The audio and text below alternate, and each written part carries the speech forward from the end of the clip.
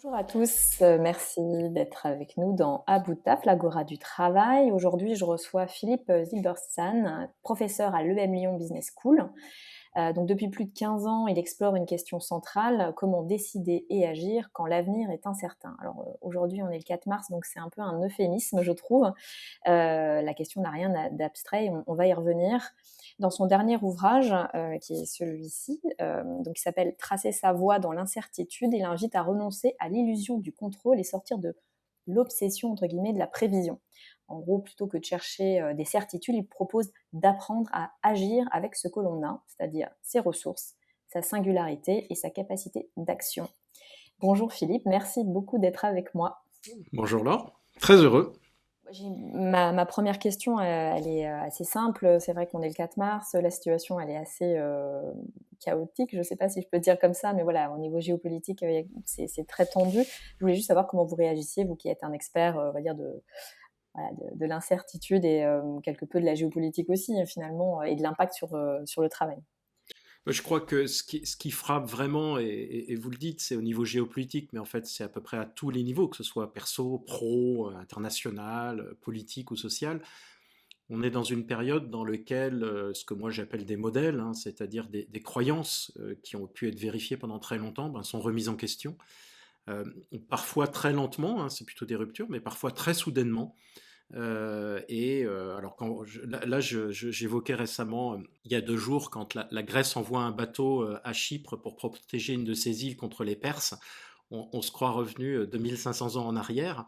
Voilà, ce qui est vraiment frappant, c'est qu'on est dans une période dans laquelle voilà, des modèles assez fondamentaux peuvent être remis en cause, parfois très brutalement. Et évidemment, c'est très déstabilisant, puisqu'encore une fois, on s'est fondé sur ces modèles, hein, pour travailler, pour vivre, pour développer son activité professionnelle. Alors c'est vrai aussi au niveau des entreprises, des organisations au sens large. On a bâti des stratégies sur un certain nombre de choses qui ont été vraies pendant très longtemps. Et puis bah là, tout est remis en cause. Alors parfois, il suffit d'un tweet de Donald pour que quelque chose change très brutalement. Et il faut essayer malgré tout d'avancer sur cette base qui est extrêmement fragile en fait. C'est ça le défi aujourd'hui. Vous affirmez que l'incertitude, finalement, c'est plus un moment de crise, comme souvent on le pense, mais c'est une condition, en fait, dans laquelle bah, il faut enfin, s'habituer. Qu'est-ce que finalement ça change quand on a cette disposition mentale dans la manière de diriger, d'organiser, de prendre des décisions, quand on se dit que bah, finalement l'incertitude fait partie intégrante j'ai envie de dire, de la vie humaine, quoi. Alors, c'est exactement ça. L'incertitude, elle fait partie de la vie humaine. Et le paradoxe, c'est que, si je prends un angle de management, mais c'est aussi vrai au niveau perso, tous nos systèmes de décision sont bâtis sur l'idée que l'incertitude, ce serait juste une espèce de cas particulier, de moment juste difficile, mais pas trop long à passer, et qu'on va revenir à une situation normale, et que là, on aura nos outils habituels qui sont essentiellement prédictifs, calculatoires, etc. Et donc, le seul problème, c'est que ce que l'on présente comme un cas particulier, une espèce d'aberration dont on va revenir très vite, c'est en fait le cas normal. C'est-à-dire, je crois que l'incertitude, encore une fois, vous l'avez dit, elle fait partie de la vie. On peut philosopher sur le fait qu'il y en a plus maintenant qu'il y en a eu historiquement, peut-être, mais de fait, elle fait partie de la vie. Donc, c'est une espèce effectivement de basculement de posture qui est nécessaire, c'est de se dire, bon, ok, si l'incertitude, elle fait partie de la vie, et notamment de la vie de l'entreprise et de l'individu, bah, il faut modifier nos outils de décision, de management, etc. Et ça, c'est important, c'est pour ça que le terme de posture, je pense qu'il est très important. Et à partir de là, de se dire, bah, si l'incertitude, c'est la condition normale, eh bien peut-être qu'il faut moins se baser sur des outils de prédiction, moins calculer, hein, parce que l'incertitude, ça veut dire que le futur ne se calcule pas du passé, on n'est plus dans des continuités. Ce qu'on vit aujourd'hui, c'est beaucoup de discontinuité. Des choses sont vraies pendant très longtemps, puis soudainement, elles sont plus vraies. Et ça implique effectivement une posture très largement différente. Moins de calcul, moins de prédiction. Et puis derrière, plus d'opportunités, sans doute. Ça me fait, réagir sur un point, parce que derrière ça, il y a les fameux modèles mentaux, sur lesquels vous avez beaucoup, travaillé également parce que, bah, c'est un modèle mental, que de dire, que l'incertitude, par exemple, c'est lié à la crise ou que c'est pas juste quelque chose de normal qui appartient à la vie humaine. Enfin, vous allez me dire d'ailleurs. Est-ce que vous pouvez peut-être revenir sur les modèles mentaux, les redéfinir et peut-être nous dire pourquoi finalement c'est peut-être que ça participe, on va dire, à notre peur de l'incertitude, à notre peur d'aller vers l'avant quand il y a des périodes effectivement un peu mouvementées comme celles que nous vivons. Alors, le modèle mental, il est fondamental. À la base, un modèle mental, c'est une représentation de la réalité que nous avons dans le cerveau, hein. Pour fonctionner, on a besoin d'une représentation de la réalité. Pour m'asseoir sur une chaise, mon cerveau a besoin d'avoir un modèle de ce que c'est qu'une chaise. Ça paraît bête, mais c'est fondamental, hein. Il y a une notion de chaise, et chaise égale s'asseoir.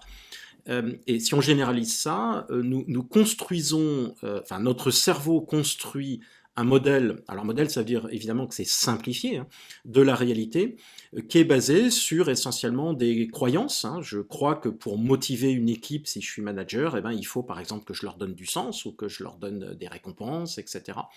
Donc on construit un modèle de la réalité à partir d'un certain nombre de croyances. Alors, ces modèles, ils sont au niveau individuel, hein, c'est comment je vois le monde et quel est le modèle que j'en ai créé.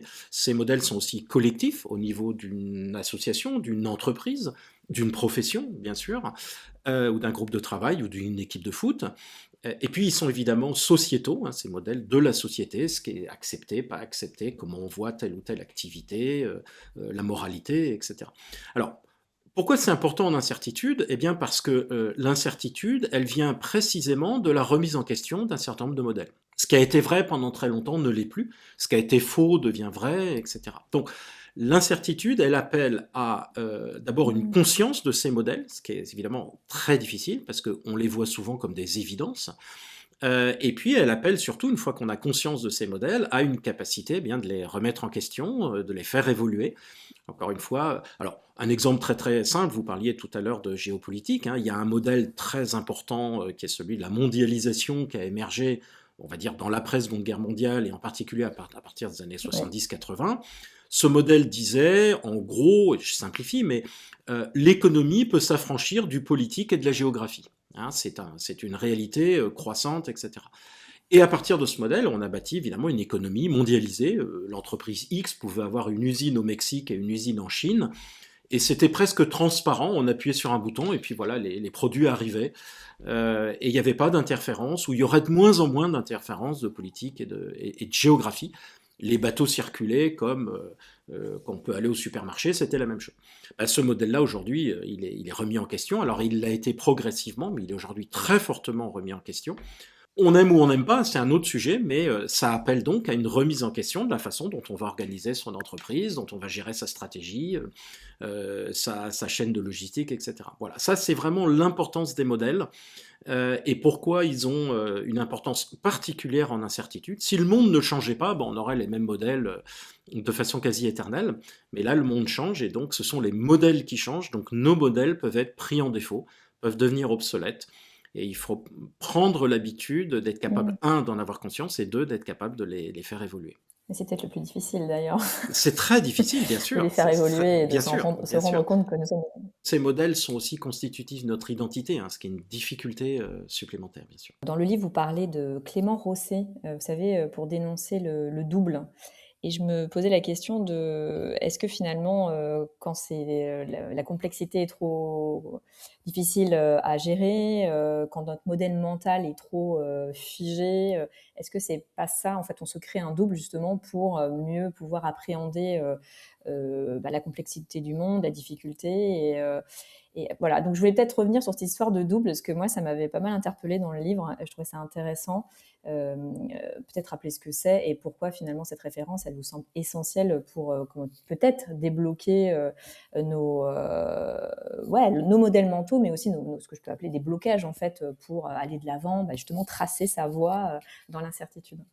Alors, cette notion de double, elle est effectivement très importante. Le double, il va résulter de deux phénomènes. Le premier, effectivement, c'est l'enfermement dans ces modèles. Alors, en substance, hein, on a des modèles qui correspondent au monde. Ces modèles, eh bien, ont permis notre succès. Donc, ils ont bien marché. Donc, plus ils marchent, plus ils sont renforcés. Puis un jour, le monde change, mais nos modèles ne changent pas. Donc là, c'est une forme d'enfermement. Et on s'aperçoit on n'en a pas conscience justement, c'est qu'on vit dans quelque chose qui ne correspond plus à la réalité. Donc cette idée du double, c'est-à-dire qu'entre la réalité et la représentation que j'en ai, ben, il y a un décalage croissant et ça résulte dans une forme d'enfermement, d'aveuglement, voilà, d'où l'idée de ce double. Et puis il y a une deuxième raison à ce double, c'est que lorsque mes modèles fonctionnent moins bien, je me sens très fragilisé en fait. Donc je vais me sentir à la fois fragilisé et de cette fragilité va émerger une réponse qui est assez naturelle mais très dangereuse, qui est bah, si mes modèles marchent pas, il faut que j'aille en chercher à l'extérieur. Et donc je vais devenir plus sensible à ceux qui essayent de me vendre des modèles. Ça peut être des idéologues, ça peut être des consultants, ça peut être des gourous, etc., etc. Euh, et je vais me sentir un peu attaqué en fait, hein. Et je vais vouloir me défendre. Alors on le voit beaucoup au niveau individuel. On va pour se protéger, prétendre qu'on est d'accord avec les idées dominantes, etc. Et on le voit aussi au niveau des entreprises, hein, qui sont très contestées aujourd'hui dans la société et qui ont enclenché toute une série de démarches, hein, pour, voilà, encore une fois, se protéger et offrir un visage à l'extérieur qui correspond pas vraiment à qui elles sont à l'intérieur. D'où encore une fois un renforcement de cette espèce de double, de masque qui va offrir peut-être une protection de court terme, mais en fait qui nourrit la désagrégation interne. Et ça se termine mal. Il y a un décalage croissant entre le visage que j'offre à l'extérieur et qui je suis vraiment à l'intérieur. Et ça, on sait que c'est pas bon, qu'il vaut mieux qu'il y ait un certain accord entre les deux. Donc, c'est pour ça que ce double de Clément Rosset, je pense que c'est une image très puissante du risque qu'il y a en particulier en incertitude, ben, à être de plus en plus en décalage avec à la fois la réalité et qui on est vraiment, et le visage qu'on va offrir à l'extérieur, qui n'a plus pour fonction que de se protéger. Et la protection, elle est nécessaire, mais elle peut être aussi très, très toxique au bout d'un moment. Ça, c'est le vrai danger en incertitude. Ouais, ça m'a fait penser au persona un peu de Jung, en fait. Voilà, parce que comme en matière de protection, ce qu'on peut se créer pour se protéger aussi de l'extérieur. Voilà. Et effectivement, après, ça crée ce qu'on appelait de la dissonance, en fait. Tout à fait. Et donc là, tout à fait. on peut même aller jusqu'au burn-out. Enfin, il y a plein d'à côté au niveau personnel, mais aussi au niveau de l'organisation. Voilà, ça peut péricliter, on le sait. Ça crée toute une série de pathologies qui peuvent être Mmh. individuelles, effectivement, des burn-out, des brown-out, des tensions extrêmement fortes, alors soit sur le lieu du travail, mais soit sur le lieu de vie, comme bah, aujourd'hui, certains étudiants vont prétendre être d'accord avec des grandes idéologies dominantes pour être tranquilles, en gros. Mais ça se paye très très cher, à la fois individuellement et collectivement. Ouais. Il y a des pressions sociales. Et puis évidemment, ça crée aussi des pathologies organisationnelles dans lesquelles on a des entreprises, enfin des organisations au sens large, qui vont communiquer sur des choses dont au fond chacun sait qu'elles ne sont pas vraiment sincères, ce qui va accentuer le désengagement, puisqu'il y aura des soupçons de cynisme. Alors on a parlé du social washing, du green washing, du purpose washing, qu'on a vécu comme qu'on a attribué à une grande hypocrisie, mais souvent c'est pas tellement une hypocrisie, c'est un souhait de se protéger. Souvent d'ailleurs, moi je l'ai pu le constater, hein, avec des démarches assez sincères, mais qui partent sur un point qui est vicié un peu au début, qui est on n'a pas vraiment conscience et confiance dans qui nous sommes vraiment, et donc on va prétendre des choses parce que on se sent fragile. Et donc l'idée, c'est qu'il faut en fait opérer un retour en arrière et repartir de qui nous sommes vraiment, parce qu'on s'aperçoit que la plupart des entreprises font des belles choses. Et donc l'idée, c'est plutôt de dire voilà qui nous sommes, voilà ce que nous faisons, et on offre ça au monde, et on n'a pas besoin de se réfugier derrière un masque. Et quand on a cette posture-là, tout le monde est gagnant en fait. Ouais, ça me faisait juste penser à un livre, je ne sais pas si vous l'avez lu, de Samuel Fitoussi, qui parle des intellectuels ont toujours tort. Je crois que c'est ça le Comment titre, il je se me trompe, trompe oui, peut-être. absolument, c'est un très bon Et il ouvrage. parlait du coût social, en fait. Alors, ça fait effectivement écho au livre de Raymond Aron également à Mm. l'époque. Et en fait, je trouvais ça intéressant parce que ce que vous dites est vrai. C'est-à-dire que parfois, on s'aligne sur des dogmes pour se rassurer, pour pas être embêté ou, entre guillemets, emmerdé, on va dire ça comme ça aussi. Et parce qu'il y a un coût social, en fait. Il peut y avoir une vraie rationalité sociale à raconter des choses qui sont manifestement fausses, pour pouvoir appartenir à un groupe, et dire quelque chose de manifestement faux va quelque part vous couper définitivement les ponts avec ceux qui pensent que vous racontez n'importe quoi, mais ce coût social que vous supportez ici est un gain social, puisque l'autre groupe va dire waouh, quel courage, etc. Donc il y a effectivement une vraie rationalité sociale, mais qui, pour le coup, pour la société, là, du coup, est extrêmement coûteux, et c'est très toxique. Donc là, on est vraiment dans les masques. Il y a un gain social du masque, mais qui se répercute de façon colossale au niveau de la société, puisque la société, à ce moment-là, n'est plus fondée sur une logique de vérité, mais sur une logique d'appartenance. Et ça, c'est très toxique. Une société qui n'est pas basée sur un certain degré de vérité, on ne peut jamais avoir un degré total, ce serait totalement illusoire, mais sur un principe de vérité, c'est-à-dire globalement, je ne mens pas, et bien une société qui n'est pas basée là-dessus, effectivement, on l'a vu avec notamment les pays de l'Est, et Václav Havel le démontre très bien, un collectif qui se construit sur le mensonge ne peut pas durer. Bon, voilà. À l'approche des municipales, si les politiques nous écoutent. Non, je rigole. Effectivement. Bon, ça fait écho quand même à beaucoup de Bien choses. sûr, bah oui, on est au cœur du sujet collectif. Je ferme la parenthèse. Absolument. Donc il y a aussi un philosophe qui est très présent dans votre ouvrage, qui est Spinoza. Donc c'est vraiment, il est j'allais dire en filigrane, mais pas que, puisqu'il est beaucoup. Vous le citez beaucoup. Je voulais juste savoir pourquoi vous avez choisi ce philosophe. Alors Spinoza, bon, il est très difficile à lire, hein, il est très abscon, mais il a, je dirais, un discours assez intéressant, parce que lui, il dit il faut tourner notre attention vers des choses vraies. Donc il y a cette idée de s'ancrer dans la réalité. Et il dit c'est important parce que de là dérive au fond la joie. Il y a les fameuses passions. Alors il y a les passions tristes, et puis il y a la joie. Hein, et la joie vient de ce que, au fond, on est ancré dans la réalité, quelle qu'elle soit. C'est ça qui est peut-être un peu paradoxal, parce que, alors on commençait par ça tout à l'heure, hein, la réalité, elle n'est pas toujours attrayante, hein, évidemment, elle est ce qu'elle est, avec son lot des horreurs, on en voit tous les jours, etc. Mais il dit quand même que ce qui est pire, c'est justement de ne pas être dans la vérité, de projeter des illusions. Il parle par exemple d'une relation avec quelqu'un. Au début, au fond, on projette sur l'autre ce qu'on veut y voir. Et puis un jour, on découvre que cette personne n'est pas telle qu'on l'a imaginée. On est très déçu, on lui en veut beaucoup. Spinoza dit, bah non, il faut regarder la réalité, et puis ces imperfections peuvent être justement des sources de grande joie, parce que c'est la réalité dans ce qu'elle a aussi d'attendrissant.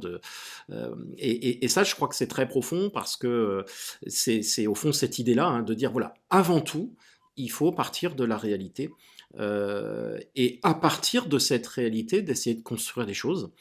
Et alors on peut appeler ça du pragmatisme, mais c'est aussi ça, effectivement, c'est dire, voilà, la réalité, elle n'est pas toujours plaisante, mais c'est à partir de ça, et seulement de ça, qu'on peut construire quelque chose, et le faire de façon joyeuse, parce que il y a des myriades d'exemples de gens qui, même dans des situations assez épouvantables, se sont dit, voilà, c'est pas une situation géniale, mais c'est à partir de là que je peux construire. Et ça, c'est une source de joie, et je crois que le mot joie est extrêmement important, parce que c'est ça qui fonde en fait ce qu'on peut faire de sa vie. Hein. Oui, quand vous dites joie, c'est aussi puissance vitale aussi, je crois, c'est assez proche dans l'œuvre de Spinoza. Tout à fait. Donc lui, c'est puissance vitale, joie, et donc singularité aussi qui décuple notre capacité d'action. Voilà, c'est exactement ça. Il y a cette notion de puissance vitale, alors qui est en un sens qui peut apparaître un peu abstraite, un peu, etc., Donatus. mais qui est assez profonde parce qu'on le sent bien en fait. C'est-à-dire qu'il nous est tous arrivé d'être dans une situation dans laquelle on n'a aucune énergie, c'est-à-dire que intellectuellement ça peut paraître intéressant, mais on sent qu'il n'y a rien, quoi. On l'a tous vécu ça. Et inversement, des situations dans lesquelles on se sent porté, voilà, il y a une espèce d'énergie qui nous vient, et l'idée c'est d'essayer de mettre des mots là-dessus. Et cette notion de puissance vitale, elle n'est pas du tout ésotérique. Elle peut l'être, mais elle est très concrète. Et encore une fois, je crois qu'on l'a tous vécu individuellement, professionnellement. Et effectivement, le développement de cette puissance vitale, c'est vraiment ça l'enjeu, en fait. C'est-à-dire que c'est d'aller vers où je sens qu'il y a de l'énergie. Et cette énergie, elle vient effectivement dans le petit espace qui est je construis mon propre domaine, ma propre voie. Et ça pourra paraître modeste à beaucoup, et ça l'est sûrement à maints égards. Hein. C'est-à-dire que je ne suis pas Superman ou Superwoman, je ne suis pas Mark Zuckerberg, Bill Gates, mais c'est mon espace, c'est ma voie, et le simple fait que ce soit moi qui la trace, c'est une réussite extraordinaire en fait. Et de là vient cette énergie. Il y a un autre philosophe aussi, Montaigne, qui est assez présent dans votre essai. Comment est-ce que il peut nous aider aussi à peut-être à améliorer notre rapport au réel, parce que Montaigne, je crois qu'on en avait parlé, vous l'avez choisi pour une certaine raison, donc ça serait intéressant de m'expliquer, de nous rappeler pourquoi. Ouais, alors Montaigne, c'est quelqu'un d'assez extraordinaire. C'est à la fois un philosophe, mais il n'a pas écrit de livre de philosophie, puisqu'il écrit juste en fait ses mémoires. Et ces mémoires, c'est tout sauf un manuel de philosophie. C'est un grand bazar de trucs anecdotiques, etc. Et c'est tout à fait assumé parce que Montaigne dit c'est le bazar en fait. Hein, voilà, ça c'est la réalité. Euh, et l'obsession des philosophes, ça va être de dire dans un monde d'incertitude, il faut avoir des certitudes. Si c'est le bazar à l'extérieur, il faut au moins qu'à l'intérieur, on ait développé des certitudes, et au fond, qu'il n'y ait plus de conflits internes, et qu'il faut être au clair sur tout. Et Montaigne dit pas du tout. D'abord parce que c'est totalement illusoire. Et puis ensuite, il dit nos contradictions, par exemple, moi je suis ambitieux, mais je suis un peu aussi feignant, je veux maigrir, mais j'aime bien le chocolat. Et Montaigne, il y en a des tartines hein, là-dessus, parce qu'il était bourré de contradictions. Il est maire de Bordeaux, il y a la peste, il s'enfuit en courant au mépris de toutes ses responsabilités. Enfin, c'est catastrophique. Et donc, il dit, bah oui, moi j'ai des faiblesses. J'ai des contradictions, mais quelque part, c'est la vie aussi. La vie, elle est faite de tensions et de contradictions. Alors moi, je le développe beaucoup aussi dans une entreprise. Hein. Toute organisation est bourrée de contradictions, de tensions. Et en fait, ce sont des sources d'énergie. Et cette idée qu'il faudrait supprimer toute tension à l'intérieur, c'est nier la vie même, en fait. C'est de dire, il faudrait qu'à l'intérieur, il y ait un glaçon, que tout soit parfaitement clair, etc. C'est une illusion très, très, très métaphysique. Et lui, il dit non, l'attention, c'est la source de la vie. Et ces contradictions-là, les accepter, en fait, c'est ça le paradoxe, hein, c'est accepter nos contraintes et nos limites, c'est s'ouvrir à l'infini. Je trouve ça assez magique hein, comme posture, parce que c'est encore une fois, je m'accroche à la réalité avec ces contradictions, et à partir de là, je peux agir. Et quand je fais ça, les possibilités sont infinies en fait. C'est accepter notre finitude qui permet d'ouvrir tous les possibles. Et à partir de là, on peut faire des liens au-delà simplement de la philosophie, mais on fait des liens avec l'entrepreneuriat, l'innovation, le développement humain, qui est de dire voilà, il faut accepter ses limites non pas pour s'y complaire, mais au contraire comme une base de départ. Et philosophiquement, c'est très puissant, je trouve. Ah, il y a aussi un autre point, je trouvais ça intéressant, c'est notamment dans les 8 règles, on y reviendra, mais il y a une règle qui est l'important de jouer des tensions.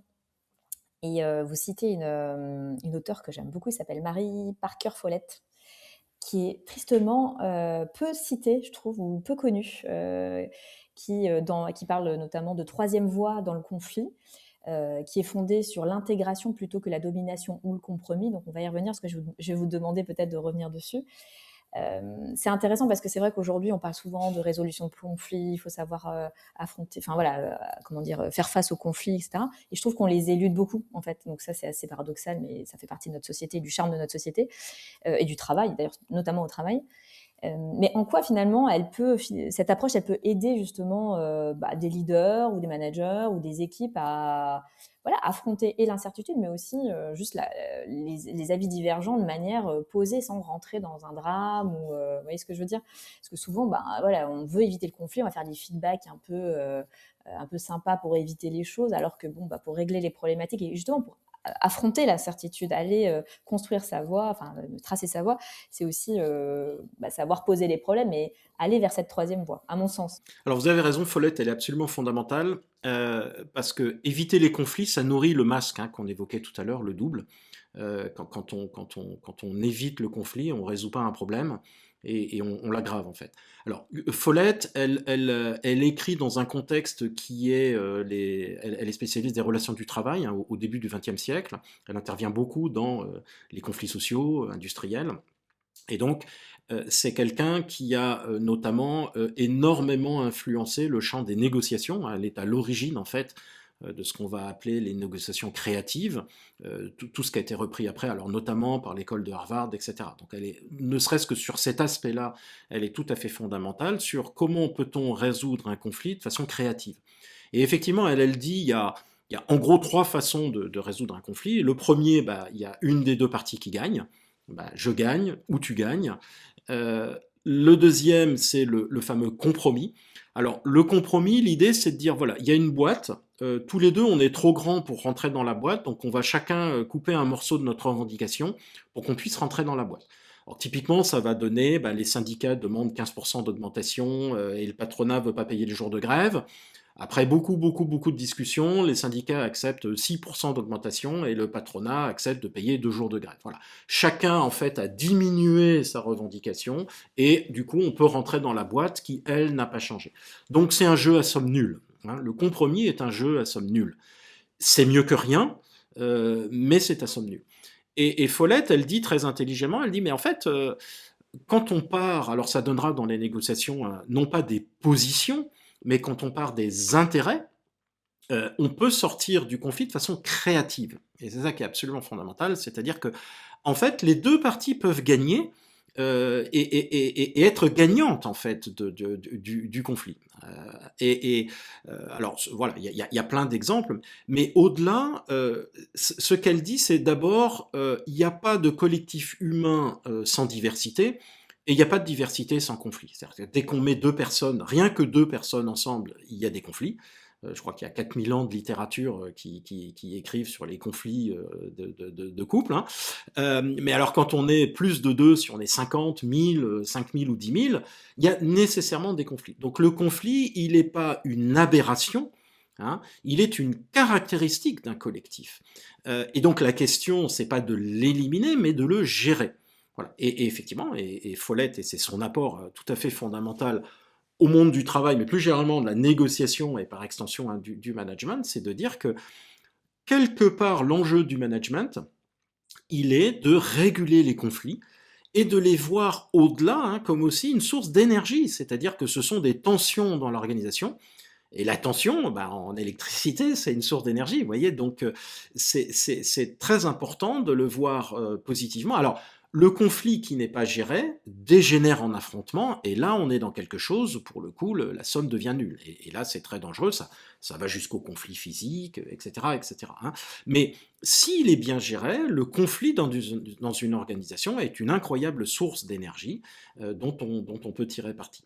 Alors, pourquoi c'est important en incertitude en particulier? C'est parce qu'en incertitude, les conflits sont plus importants et que la tentation, effectivement, c'est ce qu'on évoquait tout à fait au début, c'est la tentation, c'est de nier ces conflits. Et si on nie ces conflits, on les résout pas. Donc ils sont encore plus, on met sous le tapis, mais ça ressortira un jour. Et on nourrit ce masque qui est de prétendre que nous sommes d'accord, de prétendre que tout va bien. Et eh bien, on se retrouve encore avec un double de Clément Rosset qui est que, voilà, un jour, on est rattrapé par le réel. Et ce qu'on n'a pas régulé au fil de l'eau devient un problème absolument majeur qui risque, là, pour le coup, de détruire le collectif. On arrive un peu à la fin de l'épisode. Est-ce qu'il y a certaines règles dont on n'aurait pas parlé et qui vous semblent importantes aujourd'hui eu égard à la situation ou parce que vous voyez certaines problématiques dans les organisations et vous souhaitez en parler aujourd'hui. Voilà, on peut peut-être reprendre 2 règles ou une règle, je ne sais pas, ce qui vous semble important aujourd'hui et y revenir. Parce qu'on a déjà parlé de pas mal de résister au feu et de l'extérieur, quoique peut-être pas assez, ça c'est intéressant. Se réconcilier avec le réel, vous avez parlé aussi de la singularité. Après, il y en a d'autres, donc je vous laisse libre de nous expliciter celles qui vous semblent les plus pertinentes aujourd'hui.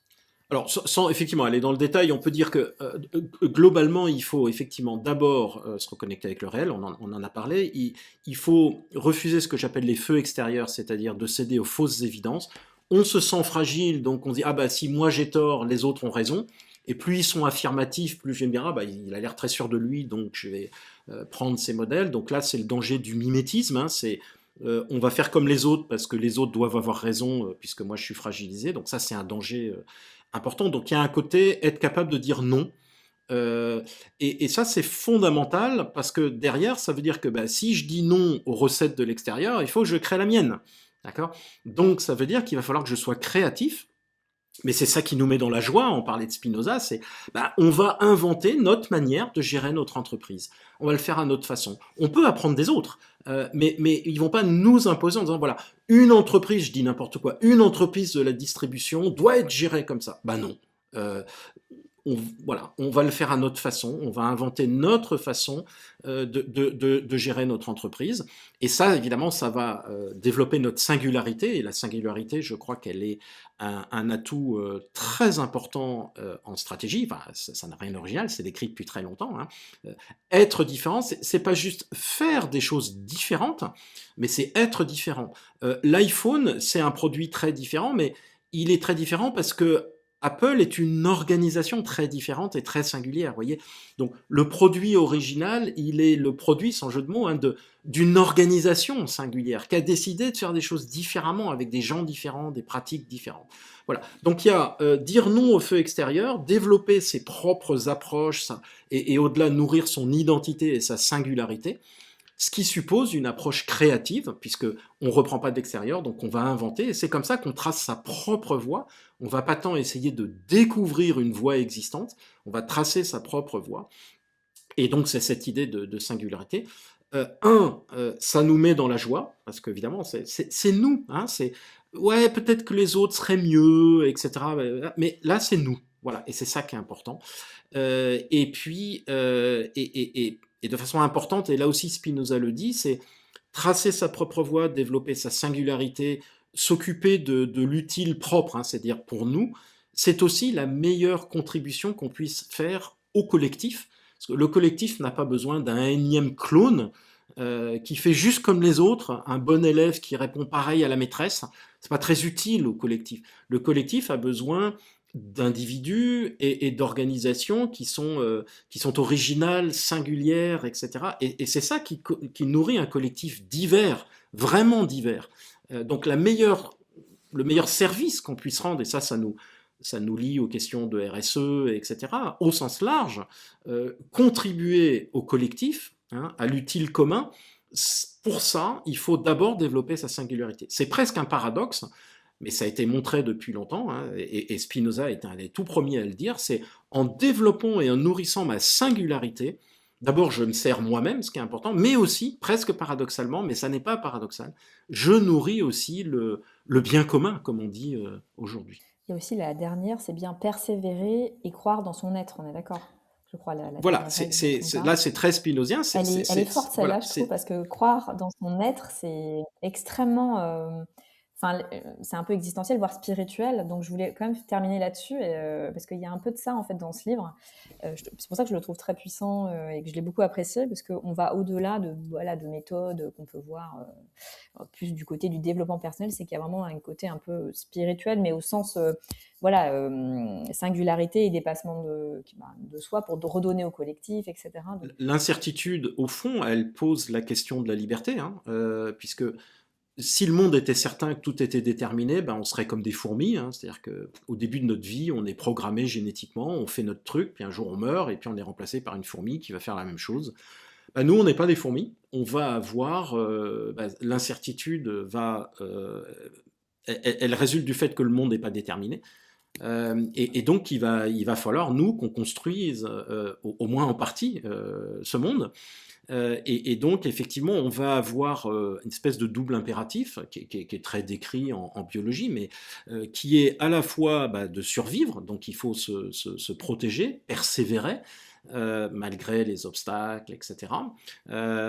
Mais aussi croître dans son être, c'est-à-dire se développer économiquement, psychologiquement, physiquement, etc. Ce qui fait qu'on n'est pas la même personne qu'on était il y a 15 ans. Euh, et ça, effectivement, cette espèce de double impératif, il est très puissant. Il est possible parce qu'il y a de l'incertitude. Et donc, c'est de dire que cette incertitude, qui par ailleurs peut être extrêmement anxiogène, on en parlait au début, mais elle est aussi un incroyable espace de liberté. Et donc, pour chacun d'entre nous, c'est de dire, voilà, il y a un espace de liberté ici dont tu peux tirer parti pour créer ta propre voie. Et j'insiste bien, euh, peut-être de façon très modeste. Peut-être que d'aucuns diront c'est ridicule, mais on s'en fiche, parce que c'est ton petit espace. Et l'éthique, effectivement, c'est au soir de sa vie de se dire voilà, j'ai fait du mieux que je pouvais avec ce petit espace, j'ai pas été une fourmi. Et ça, je crois qu'effectivement, c'est presque le message le plus important en incertitude. D'où l'idée de tracer sa propre voie. Je trouve qu'au niveau individuel, c'est facile, entre guillemets, c'est peut-être plus simple. Et après, je me remets dans une organisation, je me mets au niveau de l'équipe, je me mets au niveau du management, par exemple un manager de proximité. Quel conseil on peut lui donner justement pour entreprendre dès demain un petit pas pour aller vers sa propre voie, sachant qu'il est dans une organisation. Alors, c'est marrant parce que en m'écoutant, je me rappelle que je vous avais posé la même question pour l'effectuation lorsqu'on avait fait une autre interview, mais c'est un peu la même question, c'est-à-dire on dit souvent bah ouais mais c'est compliqué, j'ai une culture d'entreprise, j'ai le plan à 3 ans à suivre, comment je fais moi en tant que pilote d'une équipe de 20, 30 personnes, je dis n'importe quoi. Voilà, j'ai envie de tracer ma voie. Il y a beaucoup d'incertitudes, comme voilà, un conseil ou un petit pas, comme vous l'appelez, pour démarrer. Quoi. C'est exactement ça, c'est des petits pas. C'est-à-dire que, évidemment, toute entreprise a des plans, des règles, etc. Sinon, elle ne fonctionnerait pas. Donc, mais en fait, ce dont les managers n'ont pas toujours conscience, c'est qu'ils ont en fait un pouvoir considérable. Moi, je passe une grande partie de mon temps à dire aux gens, vous avez plus de pouvoir que vous ne croyez. Même si vous gérez au niveau le plus bas une équipe de 4 personnes, vous avez de l'influence. Et chacun peut s'emparer d'un petit degré d'influence. Alors, il peut en faire des choses négatives, mais il peut aussi en faire des choses positives. Hein. L'influence, c'est quelque chose qui s'acquiert et qui ne dépend d'ailleurs pas forcément de son niveau hiérarchique. On connaît tous dans des organisations des gens qui ont beaucoup d'influence en n'étant pas forcément très élevés hiérarchiquement. On peut appeler ça du charisme, de l'influence, de la légitimité. Il y a plein de termes. Donc chacun peut s'emparer de ce petit espace. Et effectivement, il ne faut pas grand-chose, c'est des petites victoires, de faire avec ce qu'on a, un peu de temps, etc. De construire par exemple une forme de respect de son équipe qui va faire qu'on est plus écouté qu'on pourrait l'être. Ça n'est pas très compliqué. Souvent, le blocage, c'est effectivement de se dire, alors moi, c'est une phrase que j'entends très souvent, à mon niveau, je ne peux rien faire.